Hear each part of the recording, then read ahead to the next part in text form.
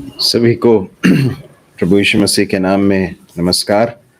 प्रभु को धन्यवाद कि प्रभु ने हमें फिर से एक और सप्ताह का पहला दिन दिया कि हम प्रभु के चरणों पर बैठकर परमेश्वर की आराधना कर सकें और उसके बाद उसके वचन से सीख सकें।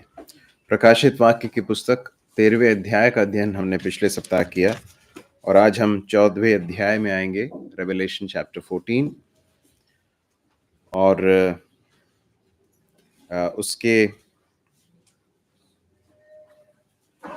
उस पूरे अध्याय को हम पढ़ लेंगे। कृपया कोई भी जल्दी से पढ़ने में मदद करें।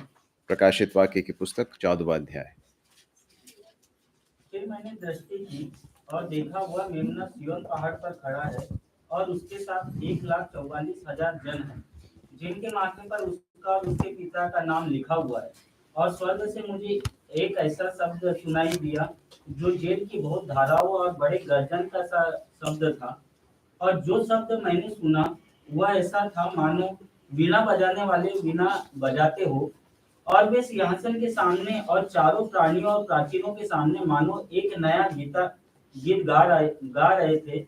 और उन 1,44,000 जनों को छोड़ जो पृथ्वी पर से मोल लिए गए थे, कोई वह गीत न सीख सकता था। ये वह है जो स्त्रियों के साथ अशुद्ध हुए नहीं हुए है। ये वही है जहाँ कहीं मेमना जाता है वे उसके पीछे हो लेते हैं। ये तो परमेश्वर के निर्मित पहले फल होने के लिए मनुष्य में से मोल लिए गए हैं, और उनके मुंह से कभी झूठ न निकला था। वे निर्दोष है। फिर मैंने एक और स्वर्गदूत को आकाश के बीच में उड़ते हुए देखा, जिसके पास पृथ्वी पर के रहने वालों की हर एक जाति और कुल और भाषा और लोगों को सुनाने के लिए सनातन सुसमाचार था। और उसने बड़े शब्द से कहा, परमेश्वर से डरो और उसकी महिमा करो, क्योंकि उसके न्याय करने का समय आ पहुंचा है। और उसका भजन करो, जिसने स्वर्ग, पृथ्वी और समुद्र और जल के सोते बनाए। फिर उसके बाद एक और स्वर्गदूत यह कहता हुआ आया, गिर पड़ा, और वह बड़ा बाबुल गिर पड़ा, जिसने अपने बेविचार की कोपमय मदिरा सारी जातियों को पिलाई है।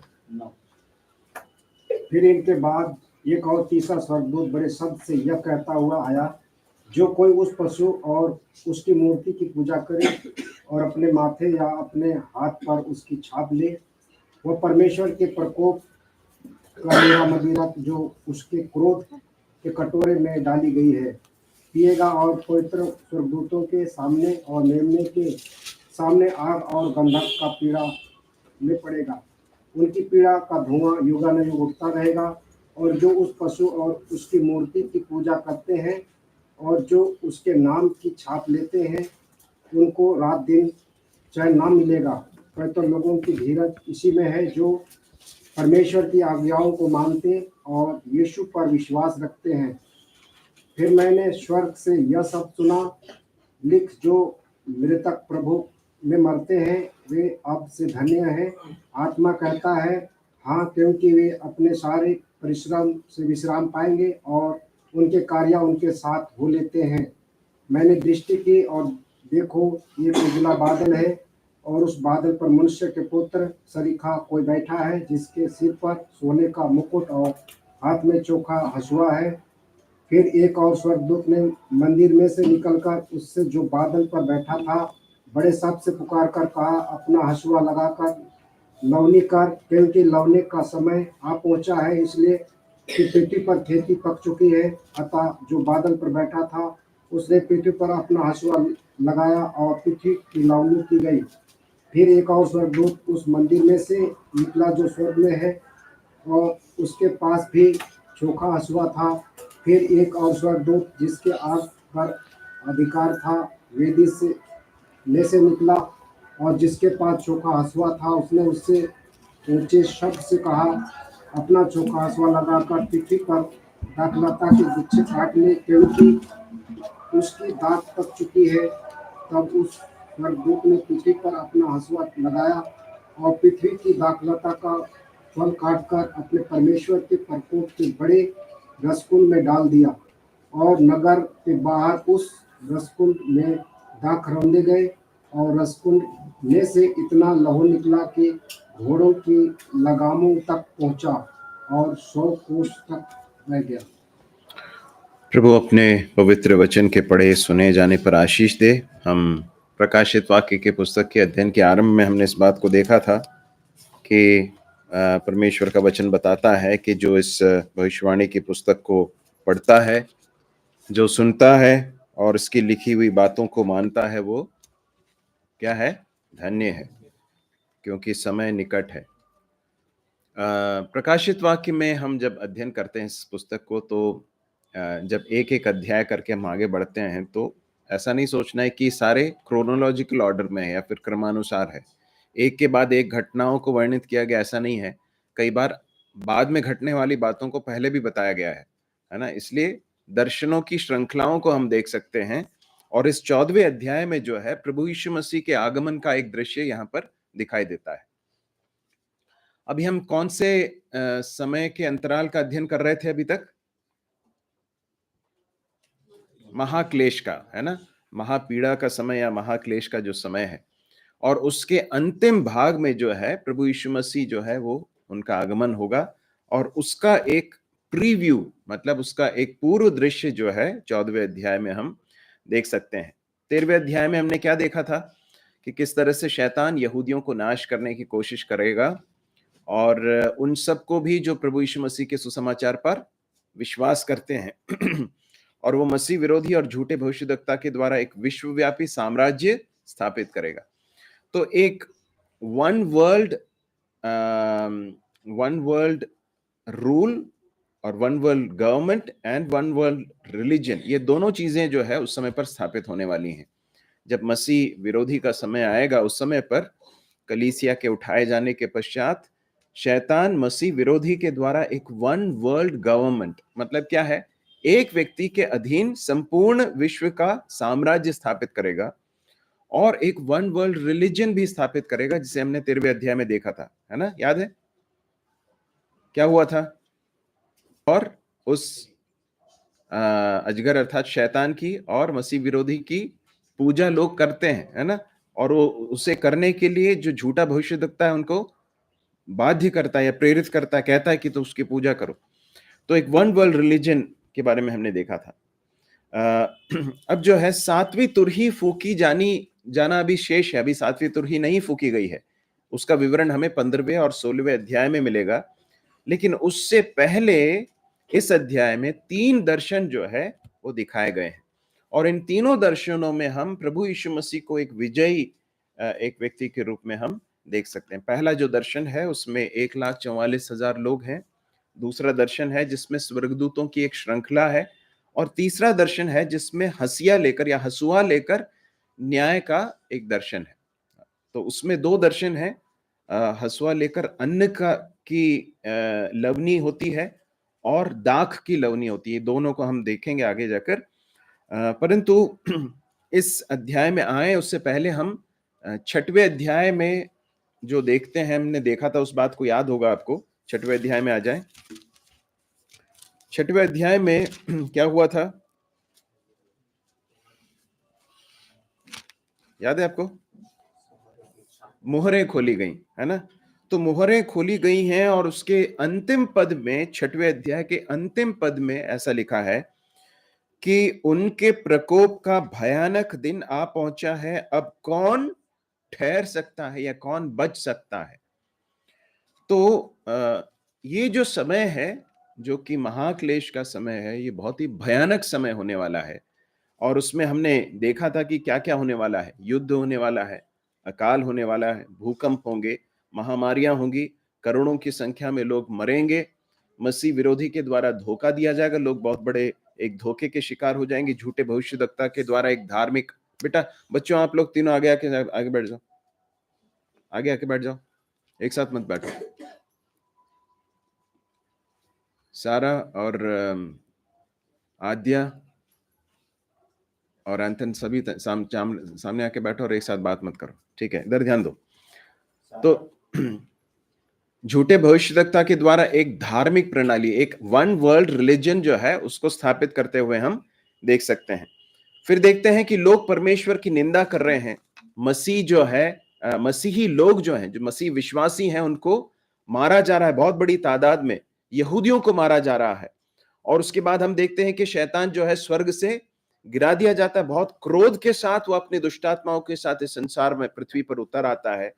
और हम फिर देखते हैं कि ये सारी दुष्टात्माएं जो है वो पृथ्वी पर बहुत कहर ढा रही हैं।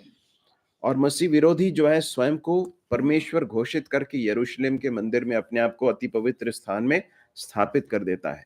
पृथ्वी की जो स्थिति उस समय पर होगी उसकी हम कल्पना भी नहीं कर सकते। बहुत ही भयानक स्थिति होने वाली है। उस समय पर यह प्रश्न जो है पूछा गया है कि कौन ठहर सकता है, हु कैन स्टैंड, कौन बच सकता है। और 7वें अध्याय में जो प्रश्न पूछा गया था, या 6वें अध्याय के अंतिम भाग में जो पूछा गया था, उसका उत्तर हम कहां पाते हैं? 7वें अध्याय के पहले भाग में हम पढ़ते हैं। क्या देखते हैं वहां पर? 7वें अध्याय के पहले भाग में हमने देखा था, इसके बाद मैंने पृथ्वी के चारों कोनों पर 4 स्वर्गदूत खड़े देखे। वे पृथ्वी की चारों हवाओं को थामे हुए थे ताकि पृथ्वी या समुद्र या किसी पेड़ पर हवा न चले। फिर मैंने एक और स्वर्गदूत को जीवते परमेश्वर की मुहर लिए हुए पूरब से ऊपर की ओर आते देखा। उसने उन चारों स्वर्गदूतों से, जिन्हें पृथ्वी और समुद्र की हानि करने का अधिकार दिया गया था, ऊंचे शब्द से पुकार कर कहा, जब तक हम अपने परमेश्वर के दासों के माथे पर मुहर न लगा दें, तब तक पृथ्वी और समुद्र और पेड़ों को हानि न पहुंचाना। तो यहां पर हम देखते हैं कि ये प्रश्न पूछा गया कि कौन ठहर सकता है, कौन बच सकता है। और उसके बाद हमने 7वें अध्याय में देखा था कि 2 समूह हैं। कौन कौन से समूह हैं? एक तो 1,44,000 लोग हैं। ये लोग कौन है, याद है आपको? यहूदियों में से, है ना, 12 गोत्रों में से 12 हजार जो है लोग जो है वो चुने गए और उनके माथे पर मुहर दी गई। और ये इजरायली लोग हैं, बहुत स्पष्ट रूप से लिखा गया है। और उसके बाद एक और समूह है, वो कौन सा है? एक बहुत बड़ी भीड़ है जो अनगिनत लोग हैं जिसमें, और वे हर जाति से हैं, हर भाषा से हैं और हर कुल से हैं। इस बात को हम देख सकते हैं। अब देखिए, अब जब वापस हम 14वें अध्याय में आ जाते हैं तो वहां पर हम फिर से इन 1,44,000 लोगों को हम फिर से हम देख सकते हैं। तो ये जो कुछ हो रहा था पिछले अध्यायों में, हमने जो देखा कि बहुत भयानक पीड़ा का और तकलीफ का और महामारियों का, युद्ध का, अकाल का, ये सब चल रहा है। लाखों के, करोड़ों की तादाद में लोग मर रहे हैं। ऐसे समय पर जबकि शैतान और उसका झूठा भविष्यवक्ता और मसीह विरोधी पूरी ताकत के साथ काम कर रहे हैं, यहूदी लोग मारे जा रहे हैं और मसीही लोग मारे जा रहे हैं, विश्वासी लोग मारे जा रहे हैं, ऐसे समय पर ये 1,44,000 में से एक भी मरा क्या? अब यहां पर प्रभु यीशु मसीह, यहां पर लिखा है कि देखो वह मेमना, ये मेमना कौन है? प्रभु यीशु मसीह है, सियोन पहाड़ पर खड़ा है। और उसके साथ कितने लोग हैं? 1,44,000 जन है जिनके माथे पर उसका और उसके पिता का नाम लिखा हुआ। एक भी उसमें से उनका बाल बांका नहीं हुआ। क्यों नहीं हुआ? उसके पीछे कारण क्या आप जानते हैं? क्योंकि उनके माथे पर किसका मुहर है? किसकी मुहर है? पर प्रभु यीशु मसीह की और परमेश्वर पिता की मुहर दी गई है। और उन्हें परमेश्वर ने इस कार्य के लिए अलग किया है और इसलिए वे जो है वे बच गए हैं। और उस प्रश्न का उत्तर हमें यहां पर मिलता है। आगे हम देखें क्या होता है। दूसरे पद से आगे के 1-2 पदों को आगे पढ़ लें। और स्वर्ग से मुझे एक ऐसा शब्द सुनाई दिया जो जल की बहुत धाराओं और बड़े गर्जन का शब्द था। और जो शब्द मैंने सुना वह ऐसा था मानो वीणा बजाने वाले वीणा बजाते हो। और वे सिंहासन के सामने और चारों प्राणियों और प्राचीनों के सामने मानो एक नया गीत गा रहे थे। और उन 1,44,000 जनों को छोड़ जो पृथ्वी पर मोल लिए गए थे, कोई वह गीत न सीख सकता था। ये वो है जो स्त्रियों के साथ अशुद्ध हुए, नहीं हुए, अशुद्ध नहीं हुए पर कुआरे है। ये वही है जहाँ कहीं मेमना जाता है वे उसके पीछे हो लेते हैं।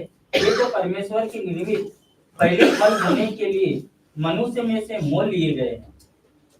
और उनके मुंह से कभी झूठ न निकला था, वे निर्दोष है। हाँ, धन्यवाद भाई।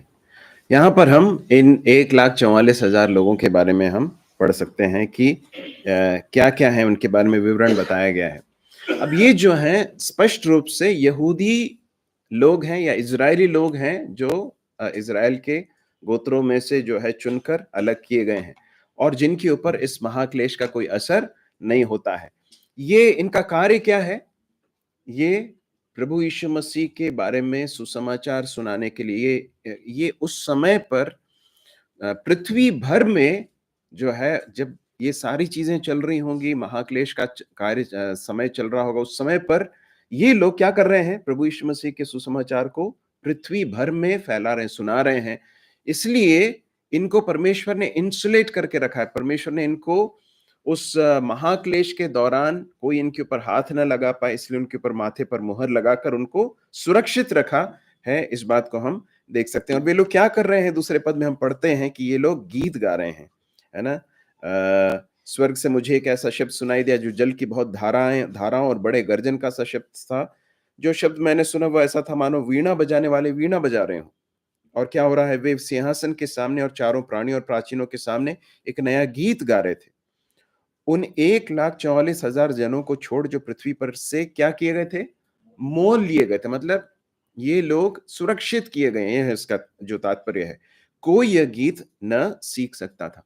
तो ये लोग प्रभु यीशु मसीह के, परमेश्वर के स्तुति के गीत गा रहे हैं। और उसके बाद फिर लिखा है कि ये कुंवारे हैं, अर्थात इन्होंने विवाह नहीं किया है। और उसके बाद फिर उसके अलावा लिखा है कि जो स्त्रियों के साथ अशुद्ध नहीं हुए। अब देखिए, जब इसके बारे में इस तरह के विवरण को हम देखते हैं, तो ऐसा कभी सोचना नहीं है कि जिन्होंने विवाह कर लिया वे अशुद्ध हो गए हैं। क्योंकि इब्रानियों की पत्री 13वें अध्याय में हम क्या पढ़ते हैं कि विवाह हर प्रकार से आदर की बात समझी जाए और बिछौना कैसा रहे? निष्कलंक। तो परमेश्वर की दृष्टि में विवाह जो है आदर की बात है, और बिछौना कैसा? विवाह के अंतर्गत बिछौना कैसा है? पवित्र है या निष्कलंक है, उसमें कोई अशुद्धता नहीं है। तो यहाँ पर जो जोर है वो इस बात पर नहीं है कि उन्होंने विवाह करके अपने आप को अशुद्ध कर लिया, परंतु उसमें जो जोर इस बात का है कि इन्होंने अपने आप को कैसा रखा है? पवित्र रखा है, परमेश्वर के लिए अलग किए गए लोग हैं, और इन्होंने अपने आप को अशुद्ध नहीं किया। देखिए, उस समय पर बहुत भयानक चीजें चल रही हैं, और साथ में मनुष्य अपने पाप के चरम पर है। अशुद्धता और हर तरह की चीजें भी उस समय पर बहुत ही व्याप्त होंगी, परंतु इन्होंने अपने आप को उन सबसे अलग करके पवित्र बनाए रखा है। उसके बाद में लिखा है कि ये लोग वे हैं जहां कहीं मेमना जाता है वे उसके पीछे हो लेते हैं। और फिर लिखा है कि ये तो परमेश्वर के निमित्त पहले फल होने के लिए मनुष्यों में से मोल लिए गए हैं। इजरायलियों में से ये परमेश्वर के मानो पहले फल हैं। तो इनकी सेवा के द्वारा जो है आगे जाकर अनेक यहूदी लोग और अन्य जाति लोग भी विश्वास में आने वाले हैं। हम 7वें अध्याय में इस बात को देख रहे थे कि ये जो 1,44,000 लोग हैं, इसके अलावा एक और समूह है जिसके बारे में लिखा है कि उनके हाथों में खजूर की डालियां हैं, और हर भाषा से, हर कुल से, हर लोग से जो है ये लोग अलग किए हुए हैं और परमेश्वर की स्तुति कर रहे हैं। तो इनके सेवा के फलस्वरूप एक बहुत बड़ी जनसंख्या जो है पृथ्वी में, वे प्रभु यीशु मसीह पर विश्वास करके उद्धार में आएंगे। इस बात को हम देख सकते हैं। अब 6 से लेकर 11 तक पढ़ें। फिर मैंने एक और स्वर्गदूत को आकाश के बीच में उड़ते हुए देखा, जिसके पास पृथ्वी पर के रहने वालों की हर एक जाति और कुल और भाषा और लोगों को सुनाने के लिए सनातन सुसमाचार है। अब यहां पर क्या हो रहा है? एक स्वर्गदूत है। अब इसके पहले हमने क्या देखा था? 1,44,000 लोग हैं।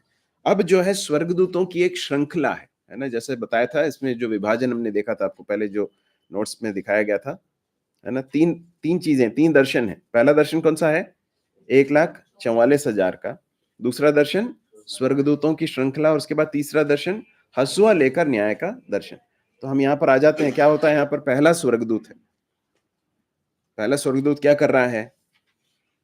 आकाश के बीच में उड़ रहा है, और उसके पास कुछ है। क्या है उसके पास? पृथ्वी पर के रहने वालों की हर एक जाति और कुल और भाषा और लोगों को सुनाने के लिए क्या है? सनातन सुसमाचार। देखिए, ये एक ऐसा समय होने वाला है जब ये सुसमाचार, ये जो स्वर्गदूत है, 1,44,000 जो लोग हैं, उसके अलावा जो लोग हैं, इन लोग सब क्या फैला रहे हैं? सुसमाचार फैला। देखिए, ये कितनी रोचक बात है, कितनी अद्भुत बात है कि एक और क्या चल रहा है? हर प्रकार की पीड़ा और तकलीफ और दंड और ये सब चीजें चल रही है, लेकिन इसके बीच में भी परमेश्वर की बड़ी करुणा और परमेश्वर के अनुग्रह को हम देख सकते हैं कि लोग क्या कर रहे हैं? लोगों के पास सुसमाचार पहुंच रहा है उस समय पर। हर जाति, हर भाषा, हर कुल और लोगों को सुनाने के लिए सनातन सुसमाचार था। अब ये एकमात्र वो एक स्थान है जहां पर हम एक स्वर्गदूत को सुसमाचार सुनाते हुए देख सकते हैं। प्रभु यीशु मसीह के जन्म के समय पर जरूर स्वर्गदूतों ने कहा कि तुम्हारे लिए एक उद्धारकर्ता जन्मा है, परंतु हम नए नियम में अन्य सारे स्थानों पर इस बात को देख सकते हैं कि परमेश्वर ने स्वर्गदूतों को नहीं, परंतु प्रभु यीशु मसीह पर विश्वास करके उद्धार पाने वाले विश्वासियों को यह जिम्मेदारी दी है। कौन सी जिम्मेदारी? सुसमाचार लोगों के पास पहुंचाने की बड़ी जिम्मेदारी दी है। परंतु हम जानते हैं कि वो समय बहुत ही एक अलग तरह का समय है, अलग तरह का एक दौर है, जबकि बहुत भयानक समय चल रहा है और कलीसिया उठा ली गई है, और उसके बाद फिर जो है बहुत महापीड़ा का, महाक्लेश का समय चल रहा है, और उस समय पर ये स्वर्गदूत जो है वो लोगों को सनातन सुसमाचार सुना रहा है। वो क्या कह रहा है? 7वें पद को पढ़ें। उसने बड़े शब्द से कहा, क्या कह रहा है? परमेश्वर से डरो और उसकी महिमा करो, क्योंकि उसके न्याय करने का समय आ पहुंचा है, और उसका भजन करो जिसने स्वर्ग और पृथ्वी और समुद्र और जल के सोते बनाए। अब देखिए, इस समय पर क्या हो रहा है? हमने 13वें अध्याय में देखा था कि झूठा भविष्यद्वक्ता है और मसीह विरोधी है और अजगर मतलब शैतान अपने असली रूप में सबके सामने है और उसकी पूजा की जा रही है। विश्व भर में जो है लोग परमेश्वर की आराधना करने के बजाय किसकी पूजा कर रहे हैं? शैतान की और मसीह विरोधी की और झूठे भविष्यद्वक्ता के पीछे वो लोग लगे हुए हैं। लेकिन उस समय पर ये स्वर्गदूत बड़े शब्द से कह रहा है कि परमेश्वर से डरो, परमेश्वर से डरो, उसकी महिमा करो, उसके न्याय का समय आ पहुंचा है, और उसकी आराधना करो, क्योंकि उसने क्या किया है? स्वर्ग और पृथ्वी और समुद्र और जल के सोते बनाए हैं। देखिए, शैतान हमेशा से परमेश्वर के साथ कॉम्पीट करने की कोशिश करता आया है। शैतान हमेशा से परमेश्वर को जो दिया जाना चाहिए उसे छीनने की कोशिश करता आया है। उसी बात को हम अदन की वाटिका में भी देखते हैं, उसी बात को हम शैतान के पतन में भी देख सकते हैं। लूसीफर जो स्वर्गदूत था, उसका पतन किस तरह से हुआ? उसने कहा कि मैं अपने आप को परम प्रधान के भी ऊपर स्थापित कर दूंगा। तो परमेश्वर के स्थान को छीनने की कोशिश करते हुए हम शैतान को आरंभ से ही आए हैं, और इस समय पर भी वो यही कर रहा है। लेकिन ये स्वर्गदूत लोगों से कह रहा है, मानो चेतावनी दे रहा है। क्या कह रहा है? कि इस शैतान की आराधना मत करो, मसीह विरोधी की आराधना मत करो, और उसके झूठे भविष्यद्वक्ता की बात को मत मानो, परंतु किसकी बात को मानो? परमेश्वर की बात मानो, परमेश्वर से डरो, उसकी महिमा करो। फिर 8वां पद देखें क्या लिखा है।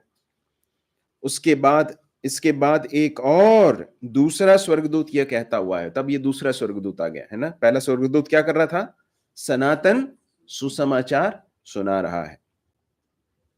दूसरा क्या कह रहा है? गिर पड़ा वह बड़ा बेबीलोन, गिर पड़ा जिसने अपने व्यभिचार की कोपमय मदिरा सारी जातियों को पिलाई है।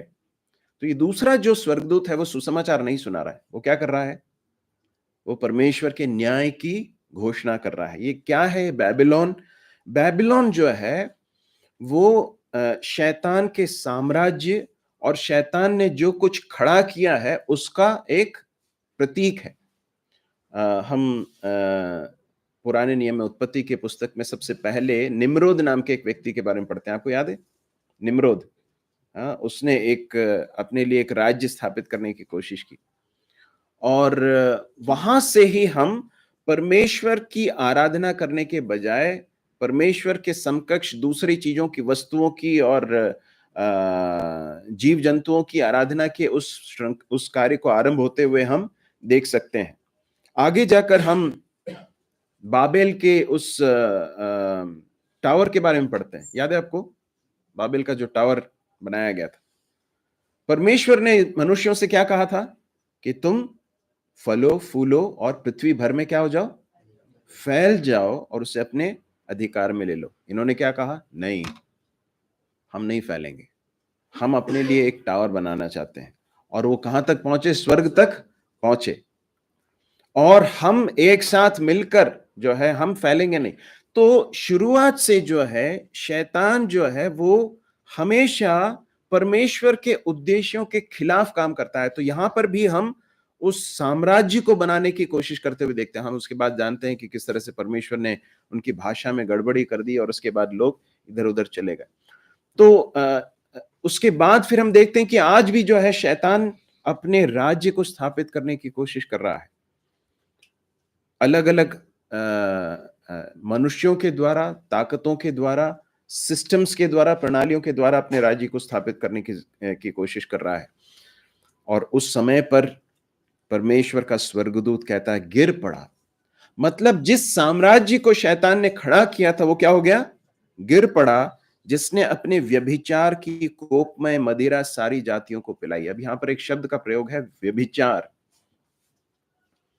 परमेश्वर को छोड़ और किसी भी वस्तु या व्यक्ति या किसी जीव जंतु या चीजों की आराधना करना परमेश्वर की दृष्टि में कैसा है? व्यभिचार के समान है। परमेश्वर का वचन इस तरह के शब्द को अनेक भागों में वो परमेश्वर का वचन यूज करता है।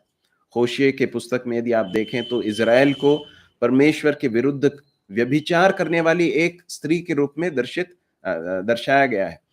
तो यहां पर जिस सिस्टम को या जिस प्रणाली को, जिस साम्राज्य को शैतान ने खड़ा किया था, उस सिस्टम ने या उस साम्राज्य ने परमेश्वर की आराधना करने के बजाय बाकी बहुत सारी चीजों को परमेश्वर के समकक्ष लाकर खड़ा कर दिया। इसलिए क्या हो गया? वो क्या कर रहे हैं? लोगों को क्या कर रहे हैं? क्या करने के लिए प्रेरित कर रहे हैं? व्यभिचार करने के लिए, परमेश्वर के विरुद्ध विश्वासघात करने के लिए प्रेरित कर रहे हैं। लेकिन उस दिन क्या हो जाएगा? वो पूरा सिस्टम जो है वो गिर जाएगा, या उसके ऊपर परमेश्वर की दंड की आज्ञा आने वाली है। 9वें पद को पढ़ें। फिर इसके बाद एक और तीसरा स्वर्गदूत बड़े शब्द से यह कहता हुआ आया, जो कोई उस पशु और उसकी मूर्ति की पूजा करे और अपने माथे और अपने हाथ पर उसकी छाप ले, वह परमेश्वर के प्रकोप की निरी मदिरा जो उसके क्रोध के कटोरे में डाली गई है पिएगा, और पवित्र स्वर्गदूतों के सामने और मेमने के सामने आग और गंधक की पीड़ा में पड़ेगा। अब ये तीसरा स्वर्गदूत क्या कह रहा है? क्या कह रहा है? वो कह रहा है कि जो कोई उस पशु और उस मूर्ति की पूजा करे। क्या हो रहा था? आपने याद है आपको? हमने देखा था कि झूठा भविष्यद्वक्ता है और वो क्या कर रहा है? वो दूसरा पशु है ना, वो किसकी आराधना करने के लिए कह रहा है? मसीह विरोधी की आराधना करने के लिए वो कह रहा है। तो यहां पर क्या लिखा है? जो कोई उस पशु और उसकी मूर्ति, ये मूर्ति किसकी थी? मसीह विरोधी की थी। और आपको याद है उस झूठे भविष्यद्वक्ता ने उसको ये अधिकार दिया कि वो क्या करे? बात करे, और जो उसकी आराधना ना करे उसको क्या करे? मार डाले। इसका भी अधिकार दिया। तो उसको उसके अंदर इस तरह की ताकत डाल दी थी उस समय पर, जबकि अनेक लोग उस कार्य को करने के लिए आगे बढ़ गए हैं और कई लोग शायद नहीं किए हैं। उस समय पर ये तीसरा स्वर्गदूत क्या कह रहा है? क्या कहता है कि जो कोई, एक तरह की चेतावनी है, जो कोई उस पशु और उसकी मूर्ति की पूजा करे और अपने माथे और अपने हाथ पर उसकी छाप ले, वह परमेश्वर के प्रकोप की निरी मदिरा को पीने वाला, या फिर परमेश्वर का दंड उनके ऊपर आने वाला है, इस बात की चेतावनी ये स्वर्गदूत दे रहा है। और वो बता रहा है कि वो दंड कैसा होगा? वो लिखा है कि परमेश्वर के प्रकोप की निरी मदिरा है। निरी मदिरा मतलब जो है एक ऐसी मदिरा जिसमें पानी मिलाया नहीं गया, जिसमें कुछ है ही नहीं, वो प्योर, या फिर वो परमेश्वर के क्रोध से, कोप से भरा हुआ है ना, उसमें बिल्कुल कोई डाइल्यूशन नहीं है, उसके क्रोध के कटोरे में डाली गई है। और लिखा है पवित्र स्वर्गदूतों के सामने और मेमने के सामने आग और गंधक की पीड़ा में पड़ा रहेगा। उनकी पीड़ा का धुआं युगानुयुग उठता रहेगा। और जो उस पशु और उसकी मूर्ति की पूजा करते हैं और उसके नाम की छाप लेते हैं, उनको रात दिन चैन न मिलेगा। मतलब बहुत स्पष्ट रूप से परमेश्वर का वचन बताता है कि जिन्होंने परमेश्वर को छोड़ बाकी सारी चीजों के पीछे अपने आप को जाने के लिए दे दिया, उनको कितने भयानक यातना का सामना वो करने वाले हैं। इस बात को हम यहाँ पर देख सकते हैं। मेरे प्रिय भाइयों और बहनों, आज भी शैतान ने अपने बड़े एक साम्राज्य को स्थापित कर रखा है, जिसमें वो परमेश्वर के समकक्ष चीजों को लेकर आता है। प्रभु यीशु मसीह की आराधना करने के बजाय प्रभु यीशु मसीह के समकक्ष कुछ व्यक्तियों को लेकर आना, है ना। परमेश्वर के वचन के अनुसार चलने के बजाय मनुष्य की परंपराओं के पीछे भागना, ये सब शैतान का एक बहुत बड़ा धोखा है। और यदि हम इस धोखे में पड़कर यदि हम सच्चे परमेश्वर की आराधना करने के बजाय परमेश्वर के वचन के अनुसार चलने के बजाय हम मनुष्य की गढ़ी हुई चीजों के पीछे चलेंगे, तो ये बहुत भयानक एक अंत लाने वाला है। इस बात की चेतावनी हम यहाँ पर देख सकते हैं। फिर हम 12 और 13 पढ़ें। पवित्र लोगों का धीरज इसी में है जो परमेश्वर की आज्ञाओं को मानते और यीशु पर विश्वास रखते हैं। अब क्या हो रहा है मालूम है? इस समय पर बहुत भयानक यातना चल रही है और मसीह विरोधी जो है वो पूरी ताकत के साथ क्या कर रहा है? अपने काम को कर रहा है। शैतान अपने पूरे जोर को लगाए हुए है। और उस समय पर अनेक लोग जिन्होंने प्रभु यीशु मसीह पर विश्वास किया, जिन्होंने इस पशु और उसकी मूर्ति की पूजा नहीं की, न उसकी मुहर अपने सिर पर ली, ऐसे अनेक लोग होंगे। और उनको क्या किस बात का सामना करना पड़ेगा? इधर ध्यान दें, किस बात का सामना करना पड़ेगा? मृत्यु का सामना करना पड़ेगा। वे मार डाले जाएंगे, वे प्रभु यीशु मसीह के लिए मार डाले जाएंगे।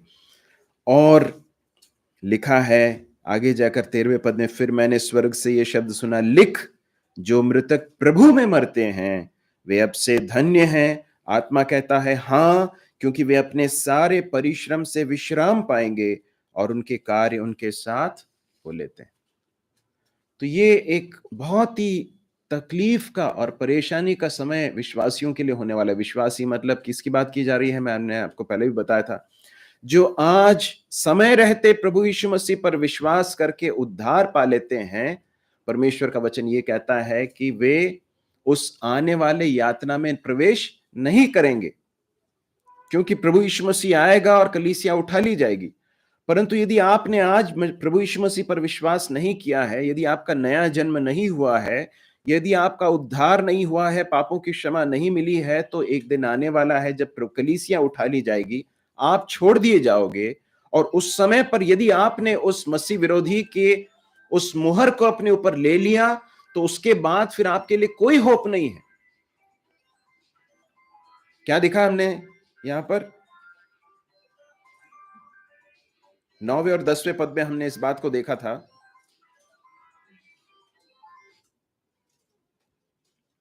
9वें और 10वें पद में हमने इस बात को देखा था कि जिसने उस छाप को या उस मुहर को ले लिया, उसके बाद उसके लिए कोई उम्मीद है क्या?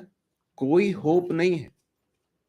इसलिए ऐसा नहीं होना चाहिए कि आप में से कोई छूट जाए जब प्रभु यीशु मसीह का आगमन हो। परंतु यदि ऐसा हो और उसके बाद फिर आपको ये समझ में आए कि मैं तो छूट गया या छूट गई और अब ये महाक्लेश का समय चल रहा है, तो याद रखिए कि कभी भी अपने मुंह, अपने माथे पर या अपने हाथ पर उस मुहर को नहीं लेना। मेरी प्रार्थना यह है कि ऐसा किसी के साथ हमारे बीच में ना हो।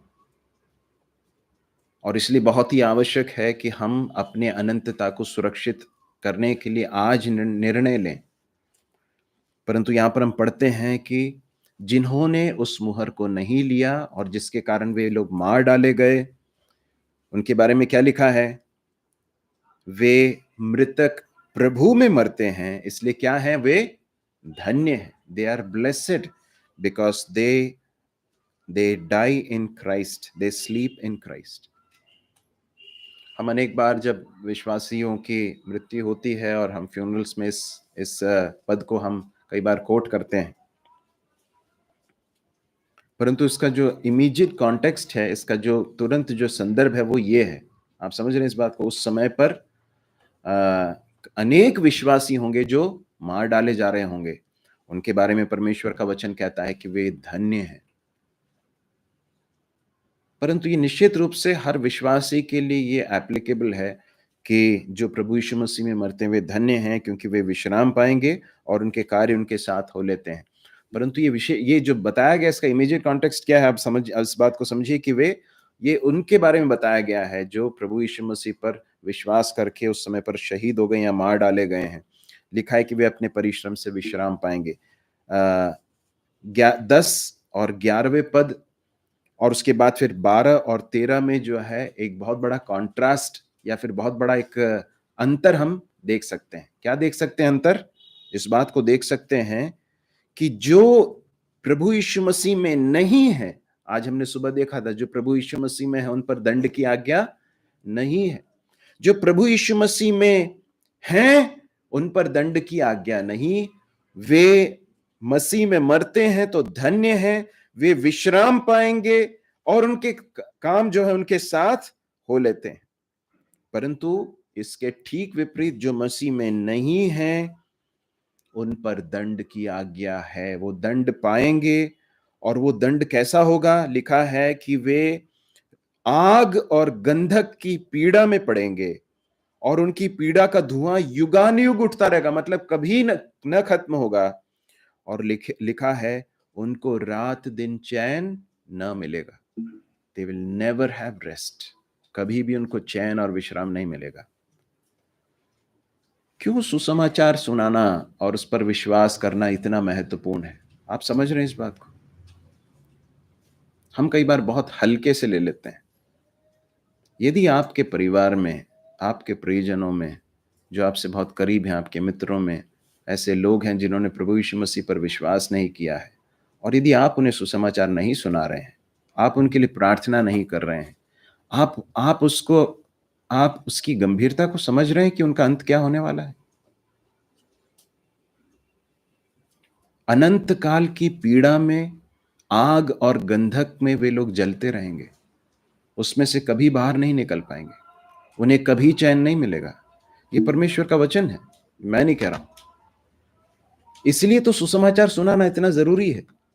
इसलिए ये महत्वपूर्ण है कि ये सुसमाचार लोगों के पास पहुंचे। हम प्रभु यीशु मसीह के सुसमाचार को लोगों के पास पहुंचाए, क्योंकि इसी के द्वारा उम्मीद है। और इसलिए इस बात को कभी हल्के से न ले। प्रार्थना करना बहुत जरूरी है। हम अपने प्रियजनों के लिए जिन्होंने प्रभु यीशु मसीह पर विश्वास नहीं किया है, उनके लिए हम निरंतर बड़े बोझ के साथ, आंसुओं के साथ प्रार्थना करें। प्रभु, ये लोग उस आग की झील में न जाएं। प्रभु, इसे हल्के से मत लीजिए मेरे प्रिय भाई और बहनों, ये एक बहुत सीरियस बात है। परंतु जिन्होंने प्रभु यीशु मसीह पर विश्वास किया होगा, वो भले ही उस समय पर मार डाले जाएंगे, यातनाएं सहेंगे, परंतु वे धन्य हैं, क्योंकि वे अपने सारे परिश्रम से विश्राम पाने वाले हैं और उनके कार्य उनके साथ हो लेते हैं। परमेश्वर उनको एक दिन प्रतिफल देने वाला है। 1 कुरिन्थियों उसके 3 अध्याय में हम इस तरह से पढ़ते हैं कि उनके काम, हमारे काम जो है उससे आग से परखे जाएंगे।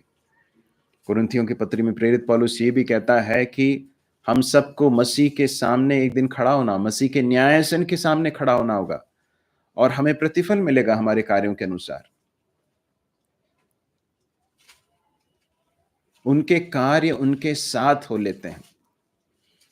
मेरे प्रिय भाइयों और बहनों, मैं आपको एक बात बताऊं, इस संसार में ये जो जीवन है ना, ये ज्यादा से ज्यादा कितना समय है? 60 साल, 50 साल। हम उतना भी हम जिएंगे क्या? हम नहीं जानते। 80 साल, 90 साल मैक्सिमम। प्रभु का आगमन कब होगा हम नहीं जानते। बहुत एक शॉर्ट ड्यूरेशन है, थोड़ा सा समय है। और याद रखिए है कि इस छोटे से समय में आपने सांसारिक रूप से क्या अर्जित किया, क्या कुछ हासिल किया, इसका अनंतता में कोई मूल्य नहीं रहेगा। It will be of no value. उधर ध्यान दीजिए, it will be of no value. अंततः ये बात मायने रखेगी कि आपने अनंतता के लिए अपने जीवन को किस तरह से बिताया।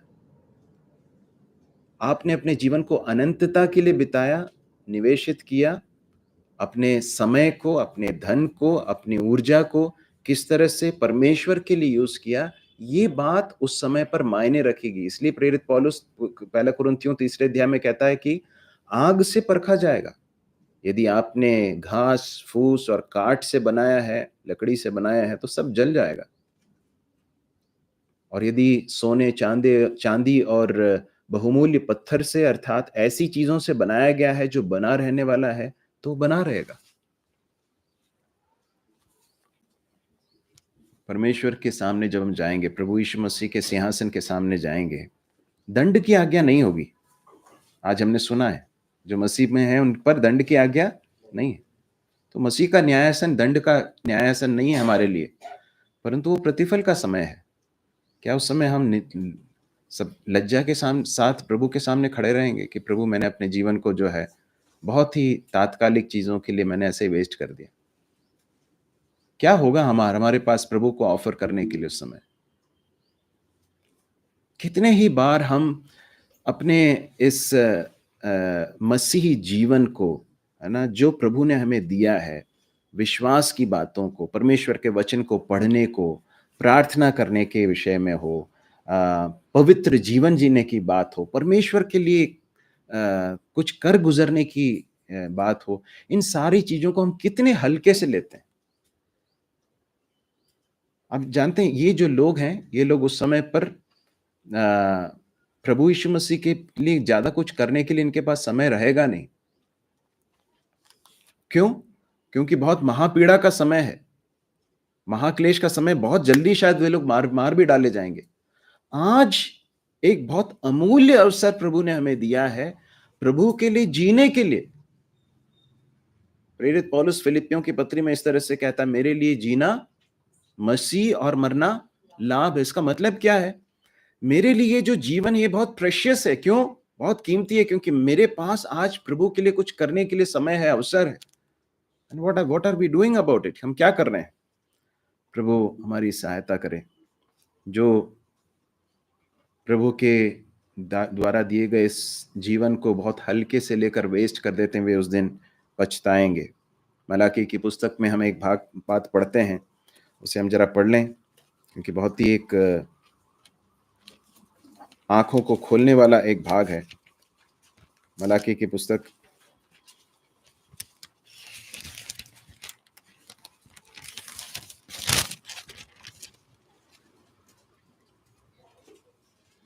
उसका 3 अध्याय, उसके 16 से लेकर आगे के कुछ पदों को कोई जल्दी से पढ़ लें। तब यहोवा का भय मानने वालों ने आपस में बातें की और यहोवा ध्यान धरकर उनकी सुनता था।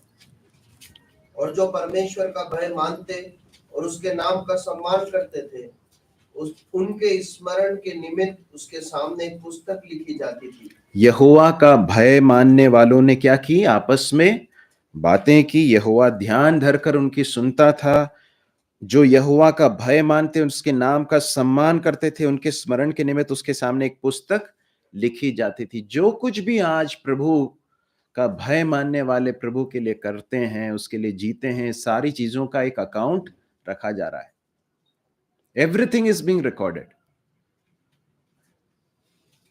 और सेनाओं का, हाँ पढ़िए। सेनाओं का यहोवा यह कहता है कि जो दिन मैंने ठहराया है, उस दिन वे लोग मेरे नीच भाग ठहरेंगे, और मैं उनसे ऐसी कोमलता करूंगा जैसी कोई अपनी सेवा करने वाले पुत्र से करे। तब तुम फिरकर धर्मी और दुष्ट का भेद, अर्थात जो परमेश्वर की सेवा करता है और जो उसकी सेवा नहीं करता है, उन दोनों का भेद पहचान सकोगे। वह दिन इस बात को प्रकट कर देगा सबके सामने कि किसने सेवा की और किसने सेवा नहीं की। प्रभु हमारी सहायता करे कि हम अपने जीवन को थोड़ा सा, ये जो जीवन प्रभु ने हमें दिया है, उसे बहुत केयरफुली जिएं, प्रभु के लिए जिएं, प्रभु के लिए अपने जीवन को हम निवेशित करें। 14वें पद से आगे के पदों को हम पढ़ेंगे। फिर मैंने दृष्टि की और देखो, एक उजला बादल है और उस बादल पर मनुष्य के पुत्र सरीखा कोई बैठा है, जिसके सिर पर सोने का मुकुट और हाथ में चोखा हसुआ है। फिर एक और स्वर्गदूत ने मंदिर में से निकलकर उससे जो बादल पर बैठा था बड़े शब्द से पुकार कर कहा, अपना हसुआ लगाकर लवनी कर, क्योंकि लवने का समय आ पहुंचा है, इसलिए कि पृथ्वी की खेती पक चुकी है। अतः जो बादल पर बैठा था उसने पृथ्वी पर अपना हसुआ लगाया और पृथ्वी की लवनी की गई। अब यहाँ पर जैसा मैंने आपको पहले बताया था, इसके पहले दो चीजें हम देख चुके हैं। क्या क्या देख चुके हैं हम? 1,44,000 लोगों का दर्शन हम देख चुके हैं और उसके बाद स्वर्गदूतों की एक श्रृंखला हम देख चुके हैं। अब जो है कटनी या फिर लवनी, है ना, ये दो शब्द हैं। लवनी करना या फिर कटनी करना एक ही अर्थ है। तो कटनी करना मतलब फसल को काटना। तो यहां पर दो तरह के कटनी को हम देख सकते हैं। पहला तो जो है वो है खेती का, है ना। खेत में क्या होता है? अन्न उपजाया जाता है और उसको क्या क्या करते हैं, जब फसल पक जाती है तो क्या करते हैं, उसको काटते हैं। और उसके बाद फिर मतलब ये 14 से लेकर 16 तक हम खेत के लवने को या खेत की कटाई के बारे में हम देखते हैं। और उसके बाद 17 से लेकर 20 तक हम दाख के जो बारी है उसमें से अंगूर के गुच्छों को लवते हुए या फिर उसकी कटनी करते हुए हम देख सकते हैं। तो जो परमेश्वर के वचन का अध्ययन करते हैं वो इस तरह से कहते हैं कि ये दो तरह का एक हार्वेस्ट है। हार्वेस्ट मतलब दो तरह की कटनी है। प्रथम भाग में जो बताया गया है वो विश्वासियों के बारे में है और दूसरा जो भाग है वो अविश्वासियों के बारे में ऐसा कहा जाता है। अब बहुत ठोस रूप से हम कह सकते हैं क्या, मुझे नहीं मालूम, परंतु जितना कॉन्टेक्स्ट है उससे ऐसा लगता है कि शायद ये एक्सप्लेनेशन सबसे उचित बैठता है इसमें। क्योंकि पहले भाग में हम जो है उसको लवनी की गई करके इतना कहा गया है, परंतु दूसरे भाग में हम देखते हैं कि वो जो रस का कुंड है उसमें जो है वो सब गुच्छे डाल दिए गए और उसके बाद फिर रौंदे गए और उसमें एक भयानक दंड का विवरण हम वहां पर देख सकते हैं। तो ऐसा लोग कहते हैं कि जो पहला भाग है वो उस समय पर विश्वासी जितने लोग बचे हैं उनको प्रभु यीशु मसीह, क्योंकि हम पर पहले देखते हैं कि एक उजला बादल है, बादल पर मनुष्य के पुत्र का सरीका कोई बैठा है जिसके सिर पर सोने का मुकुट है, हाथ में चोखा हसुआ है, प्रभु यीशु मसीह है। तो प्रभु यीशु मसीह विश्वासियों का हार्वेस्ट कर रहे हैं, या फिर उस समय पर जितने लोग प्रभु यीशु मसीह पर विश्वास करके बचे हुए हैं, जो मार डाले नहीं गए, उनको प्रभु यीशु मसीह अपने पास अपने साथ सुरक्षित ले लेते हैं। इस बात का एक चित्र है, ऐसा लोग कहते हैं। और जो दूसरा भाग है वो अविश्वासियों का है, जिन्होंने परमेश्वर के विरुद्ध बलवा किया, जिन्होंने उस झूठे भविष्यद्वक्ता की बात को मानकर उस मसीह विरोधी की पूजा की और परमेश्वर के विरुद्ध कार्य किया, शैतान के साथ चले, उनके ऊपर दंड को हम देख सकते हैं। मत्ती रचित सुसमाचार 3 अध्याय के 11 और 12 को पढ़ें, उसके बाद 13वें अध्याय के 24 से लेकर 30 और फिर 36 से लेकर 43 तक भी पढ़ेंगे। मैं तो पानी से तुम्हें मन फिराऊं का बपतिस्मा देता हूं, परंतु जो मेरे बाद आने वाला है वह मुझसे शक्तिशाली है, मैं उसकी जूती उतारने के योग्य नहीं। वह तुम्हें पवित्र आत्मा और आग से बपतिस्मा देगा। उसका सोट उसके हाथ में है और वह अपना खलिहान अच्छी रीति से साफ करेगा और अपने गेहूं को तो खत्ते में इकट्ठा करेगा, परंतु भूसी को उस आग में जलाएगा जो बुझेगी। यहाँ पर यूहन्ना बपतिस्मा देने वाला प्रभु यीशु मसीह के बारे में कहता है कि मेरे बाद जो आने वाला है मुझसे बड़ा है। मैं तुम्हें पानी से बपतिस्मा दे रहा हूं, वो तुम्हें पवित्र आत्मा से और आग से बपतिस्मा देगा। तो वो कौन है? प्रभु यीशु मसीह है, जो पवित्र आत्मा से जिसने बपतिस्मा दिया पेंतीकोस्त के दिन। लेकिन आग का बपतिस्मा उसके बारे में नहीं दर्शाता है, वो आने वाले परमेश्वर के भयानक दंड के बारे में बताया। क्योंकि उसी कॉन्टेक्स्ट में क्या लिखा है? गेहूं को क्या करेगा? खत्ते में भरेगा। मतलब जो विश्वासी हैं उनको अपने साथ सुरक्षित रखेगा, परंतु जो भूसी है उसको क्या करेगा? आग में झोंक देगा। तो परमेश्वर के उस आग के उस दंड को वो बताता है। मत्ती रचित सुसमाचार 13 का 24 से 30 पढ़ें। उसने एक और दृष्टांत दिया, स्वर्ग का राज्य उस मनुष्य के समान है जिसने अपने खेत में अच्छा बीज बोया, पर जब लोग सो रहे थे तो उसका शत्रु आकर गेहूं के बीज जंगली बीज बोकर चला गया। जब अंकुर निकले और बालें लगी तो जंगली दाने के पौधों भी दिखाई दिए। इस पर भ्रष्ट के दासों ने आकर उससे कहा, स्वामी, क्या तुमने अपने खेत में अच्छा बीज न बोया था? ये जंगली दाने के पौधे उसमें कहाँ से आए? उसने उनसे कहा, यदि किसी शत्रु का काम है। दासों ने उससे कहा, क्या तेरी इच्छा है कि हम जाकर उनको बटोर लें? उसने कहा, नहीं, ऐसा न हो कि जंगली दानों के पौधे बटोरते हुए तुम उनके साथ गेहूं भी उखाड़ लो। कटनी तक दोनों को एक साथ बढ़ने दो, और कटनी के समय मैं काटने वालों से कहूँगा कि पहले जंगली दाने के पौधे बटोर कर जलाने के लिए उनके गट्ठे बांध लो, और गेहूं को मेरे हाथों में इकट्ठा करो। शैतान शुरुआत से परमेश्वर के लोगों के बीच में भी अपने जंगली बीज बोता आया है। और यहाँ पर प्रभु यीशु मसीह ने स्वर्ग के राज्य को इस तरह से वर्णित किया, या उसका एक एग्जाम्पल दिया कि एक खेत के जैसा है जिसमें एक शत्रु आकर जंगली बीज भी बो देता है। कुछ समय के बाद जब दोनों ग्रो होने लगते हैं, बढ़ने लगते हैं, तो जंगली दाने भी जो है बढ़कर ऊपर उठते हैं। तो जो मजदूर हैं वो कहते हैं कि अरे ये क्या हो गया है? दासों ने आकर कहा कि ये क्या हो गया, तूने क्या जंगली बीज बोया था क्या? नहीं, ये तो किसी शत्रु का काम है। तो कहते क्या हम उसको उखाड़ दें? नहीं, तुम उसके साथ दूसरों को भी उखाड़ दोगे, तो इसलिए क्या करो, बढ़ने दो, और कटनी के समय पर मैं इसके साथ व्यवहार करने वाला हूं। तो उसी एक चित्र को हम यहाँ पर देख सकते हैं कि कटनी का समय आ गया है, और उस समय पर गेहूं को और भूसी को अलग किया जा रहा है। इस तरह से लोग समझते हैं इसे।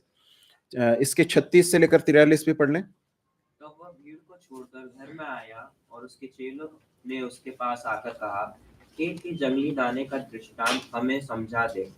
उसने उनको उत्तर दिया कि अच्छे बीज का बोने वाला मनुष्य का पुत्र है।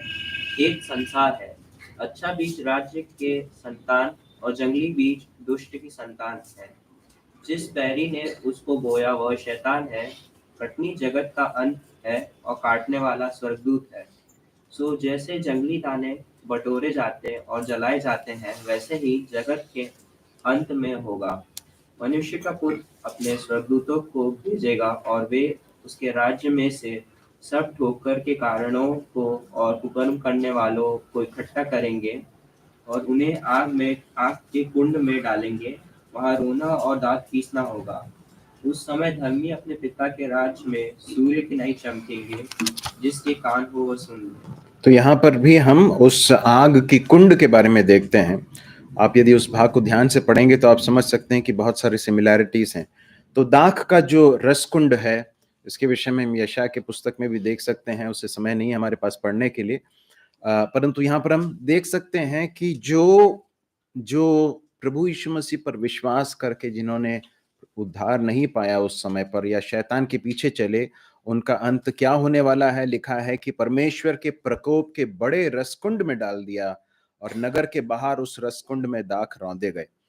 अब देखिए यहाँ पर ये जो 20वां पद है, ये 20वां पद जो कुछ बताता है वो सिर्फ आने वाले उस भयानक नरक की अग्नि के बारे में नहीं बताता है, परंतु वहां पर एक बहुत बड़ा एक युद्ध होने वाला है, जिसे आगे जाकर हम अध्यायों में हम पढ़ेंगे, जिसमें जिसे अर्मगद्दोन के युद्ध के रूप में बताया जाता है।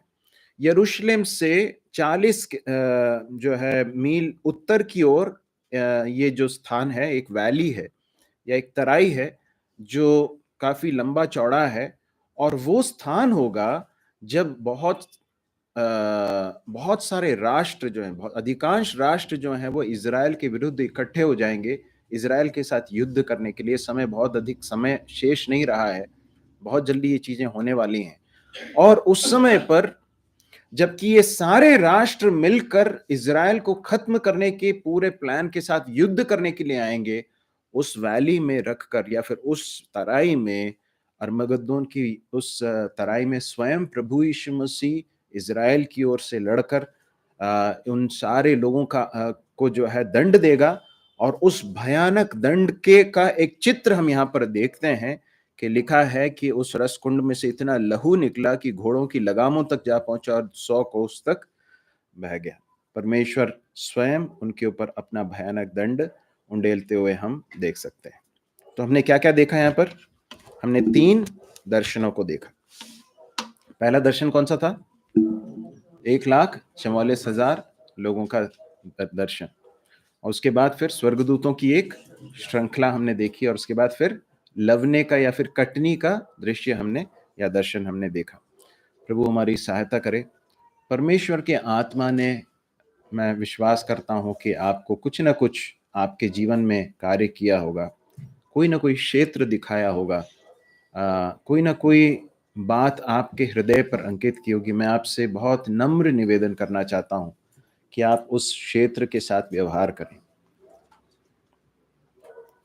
जो कुछ हम आज कर रहे हैं या जिस तरह से हम जी रहे हैं, जिस तरह से अपने जीवन को व्यतीत कर रहे हैं, इन सारी चीज़ों को बहुत केयरफुली, बहुत ध्यान से प्रभु यीशु मसीह देख रहे हैं।